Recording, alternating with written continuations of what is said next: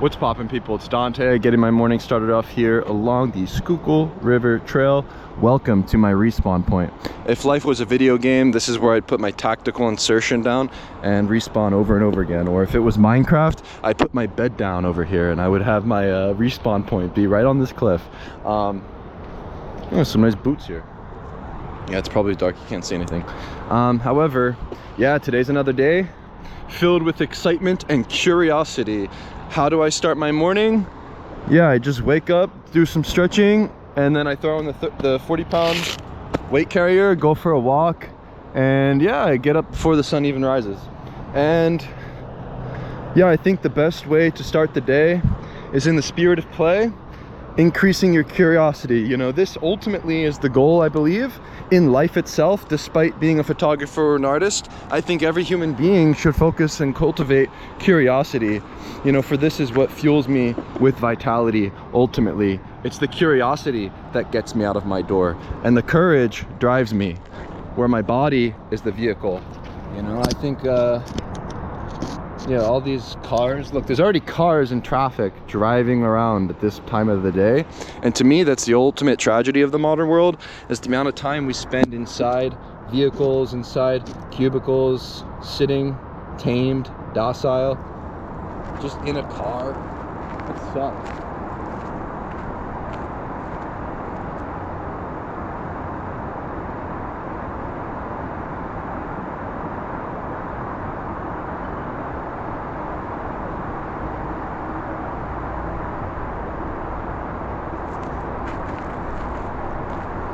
However, I have one story from yesterday.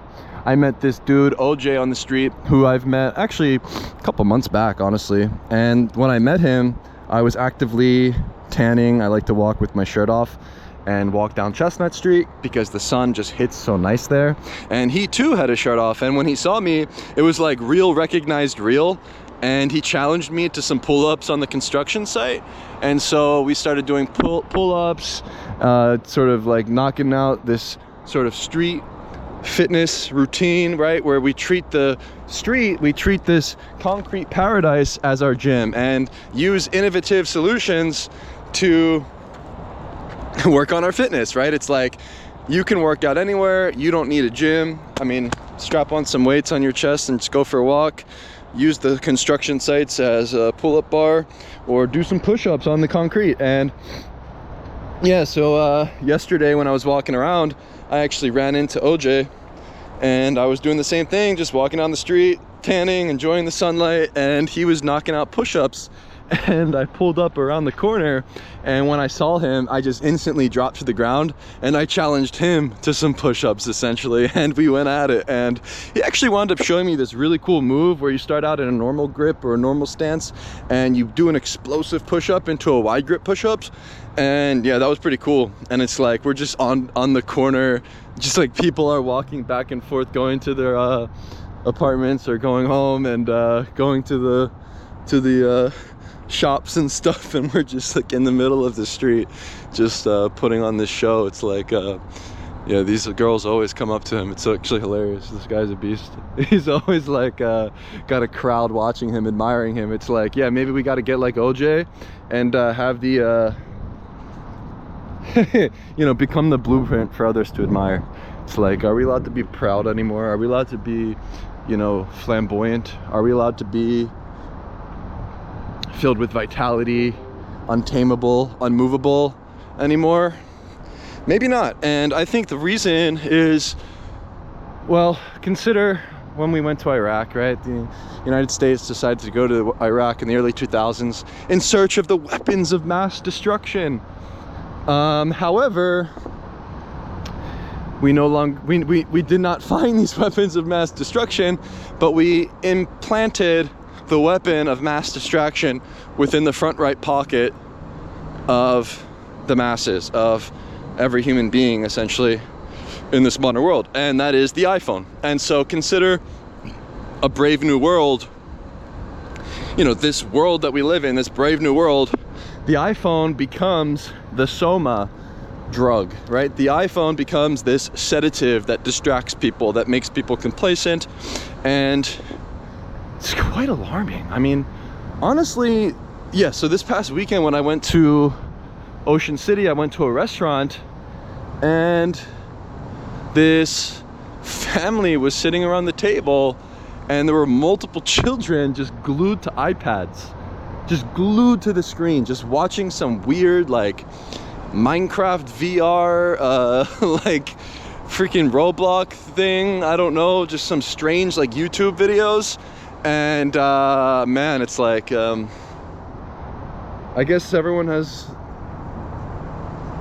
the right to do what they want and use technology, blah blah, but think about it this way, right? It's like, would you want cigarettes and candy and all this bad toxic stuff when you came out of the womb and you're a baby? It's like, yeah, I probably wouldn't want to be born into this world with a cigarette in my mouth.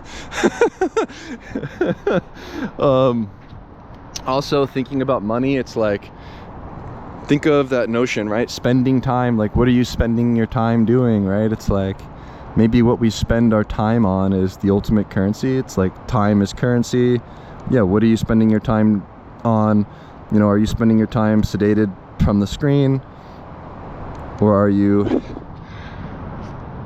spending your time with loved ones? Are you spending your time cultivating community, relationships, and things that are maybe what keep a functioning and flourishing society together? However, I believe in this modern world, we're spending around at least 40 hours, 50 hours, 80 hours a week, constantly cranking these deadlines, constantly toiling away, working for a boss, building our careers. And what this means is we're spending less time with family. We're allowing the iPads to now raise the next generation. And what happens is we are breeding mediocrity. We are breeding a generation of zombies, of sedated robots, and it's alarming. Does it affect me? No, I'm just a regular dude just going through his life. But it's just something I think worth mentioning. I mean, I think it's kind of obvious anyways. It's like, yeah, you go to any like public restaurant, you'll probably see this happening, and it's like, wow, yeah, that's concerning. Yeah, so in this brave new world, how can we spend our time to increase our vitality, right? This, I believe, is the ultimate way to spend your time, just cultivating curiosity and vitality. And through physical training, right? Whether you're just wearing a vest, going for a walk, doing push-ups on the street, meet me on the street and challenge me to some pull-ups. Yeah, surround yourself with beautiful things, right? Think of the architecture here at the Philadelphia Museum of Art, some of the sculptures depicting ancient Greek myths, you know, some beautiful works here. Yeah, meet me at the Eagle sculpture at the Wanamaker Building, and meet me at the meet me at the Eagle, meet me at the Divine, and meet me in the center of the Divine. Yeah, that's the place you'll find me spending my time. Yeah, look at this. We got a beautiful day ahead. Yeah, meet me at the Eagle, 5:30.